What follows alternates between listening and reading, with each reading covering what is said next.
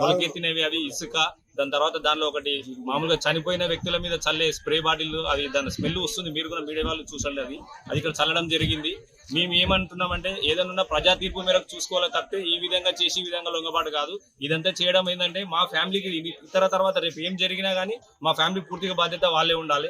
ఏమన్నా ప్రజా తీర్పు మేరకే ఉండాలి. ఇక్కడనే కాదు, ఎవరైతే మేము ఎక్కడైతే తిరుగుతున్నామో ఆ వ్యక్తుల మీద మొత్తం జరుగుతుంది. రాత్రి 11 నుంచి 12 గంటల ప్రాంతంలో ఇది జరిగింది.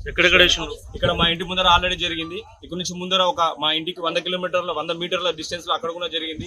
స్కూల్ పోలింగ్ బూత్ దగ్గరికి ఎక్కడ వెళ్తున్నామో ఆ బాటకు ఎదురుగానే వేసింది అనమాట. అంటే దాన్ని దాటి వెళ్ళాలి మనం. యాక్చువల్ గా మీరు కూడా అక్కడికి వెళ్ళి చూసుకోవచ్చు. ఇది ప్రజా తీర్పు. 5 సంవత్సరాలు ఉండొచ్చు, అది సామరస్యంగా. ఈ విధంగా ఒకరికి చేసుకొని ఈ విధంగా చేసుకోవచ్చు. రేపు ఏం జరిగినా మా ఫ్యామిలీకి మాకు కానీ ఏమైనా జరిగినా కానీ పూర్తి బాధ్యత వాళ్ళదే వహించాలి.